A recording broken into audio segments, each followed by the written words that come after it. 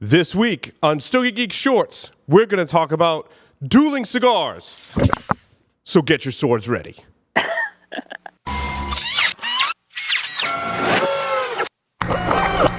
This is a Security Weekly production.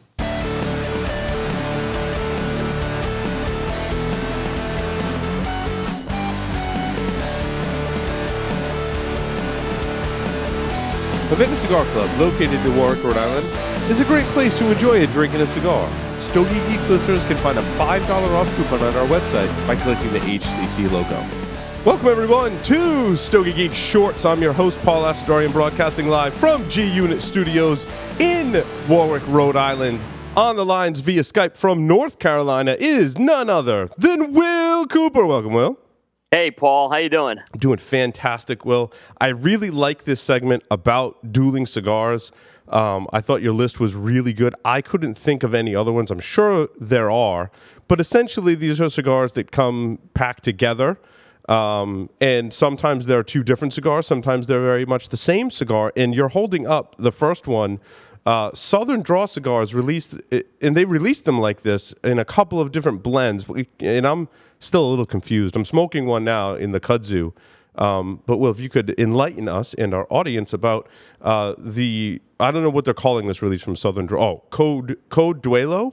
Code Duelo, yeah. Code Duelo. So what they did is they have their Firethorn and Kudzu blends, which are two blends made by Robert Short, Southern Draw Cigars. And they made basically they made Perfecto blends out of these. So they made a couple of Perfecto blends for the Firethorn and a couple of Perfecto blends for the Kudzu. I happen to have the 5x58 blend for the Kudzu. And these are modified blends. In fact, from what I understand, this has a more Ometepe in this 5x58 here. And they've actually packaged them, and this is really what the theme of the segment is. They're packaging things together. And in this case, they're actually taking the two Perfectos and kind of wrapping them together. And it was an interesting concept because the idea with this was Code Duelo means it's a set of rules for combat or duel. So I was kind of thinking back to Alexander Hamilton and Aaron Burr types of things where they had a duel to settle their differences. And what Robert Holt told me when I saw him in Charlotte is he said basically this is kind of the same thing where a couple of people can take their a couple of cigars, not so much that they hate each other, but maybe two people can smoke the same cigar from the same kind of package and kind of discuss their differences, maybe about the experience around this cigar. Or, in general, just, as we talk about, in everyday life, just discuss those maybe differences of opinion. Yeah, I'm sure with the political season, this is really, if you've seen the political stuff on Facebook, I'm sure this can probably be a better way to do things. So it got me thinking, you could run into the case where you don't like either of the choices. Of cigars, I'm talking about, Will. It could, yeah. Exactly. But, so this was kind of a unique thing, but yet it isn't because I think it's unique the way that Southern Draw marketed this thing. I don't think I've seen anyone kind of market this in terms of a way to kind of air your differences out, whether it's tobacco-related or non-tobacco-related. But in terms of selling things in pairs, we've seen this in the cigar business before. So it is an interesting concept that I've seen, and it's not a common one, but I've definitely seen it before. Yeah, no, and I like it. The Kudzu blend is pretty good. I'm smoking it now. It took a little bit to get warmed up. Once I got past the first third, it's really coming into its own and presenting some nice kind of wood flavors with a little bit of sweetness. It's nice. Yeah, no, the Kudzu is they actually, I believe they're using a San Andreas wrapper on this blend, and AJ Fernandez is producing these cigars as well, so you know that they're pretty good. So next is the Camacho Double Shock, which I don't have a recollection of this cigar or cigar pairing, I guess. Yeah, it came out a couple of years ago, and it was a limited edition that they released in 2014. It was the Barber Pole, and they sold the Camacho Barber Poles in sets of two. So it was kind of this theme where you kind of have the double wrapper, and then two cigars, and the two cigars on the Camacho kind of was the same thing. They had this outer band, and they sold them two cigars for the price of two. You know? Yeah, So, exactly. Yeah, there's no discount, right? It looks like it came in a Figurado, a Gordo, and a Toro. yeah, and from what I understand, it was the unit was the SKU. So you had to buy unless the retailer pulled them apart. You had to buy both. Right, right. Yeah. So yeah, but that was a one and done release. They did that in 2014 with the Double Shock. Also on the list is, of course, the Nunchuck, which we've talked about. I have yet to smoke a Nunchuck. Oh, really? I got a couple of nunchucks. I'll get you that. Yeah, I really want to smoke that one.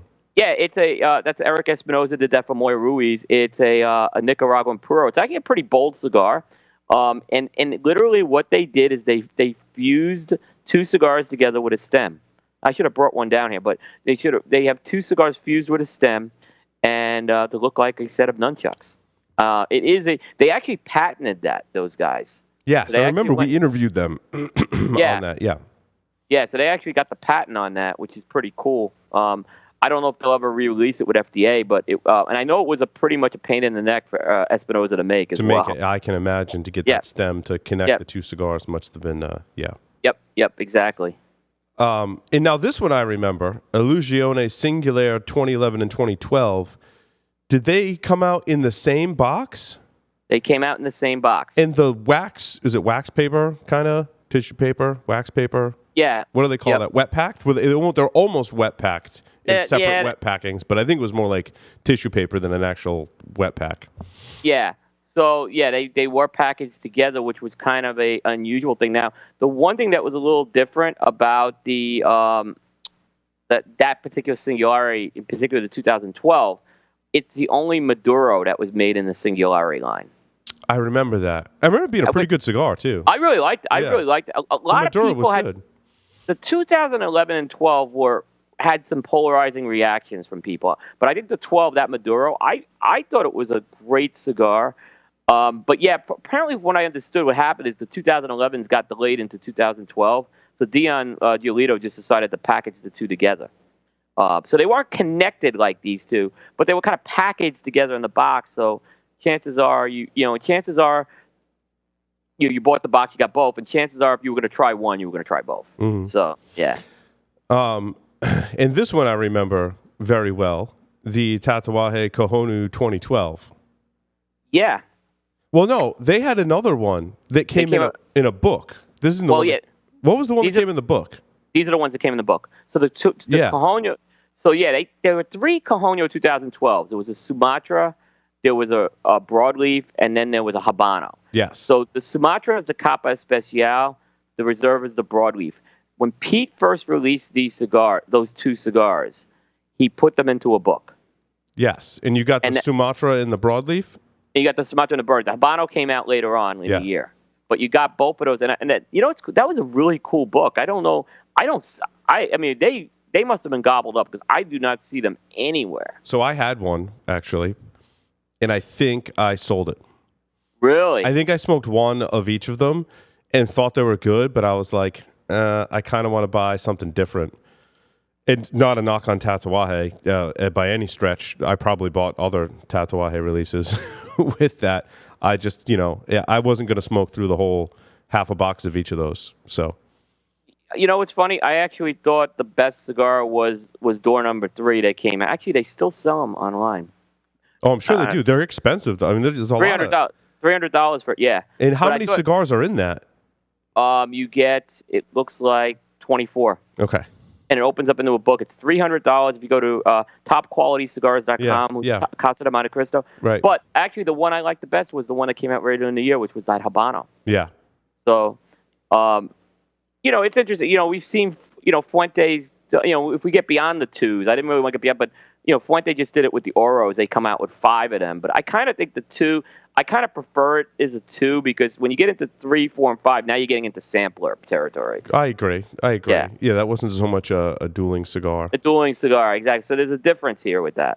Absolutely. And a Culebra is, I think, a different segment because that's 3 essentially cigars in there, and there's a different story behind it. So I think we'll reserve that for a future episode. Yeah, there's a very different story with that, and it was exactly different intent there. I like the 2-packs. I know, speaking of Fuente, they came out with shark sizes of There was a Julius Caesar and an Opus X in a 2-cigar coffin.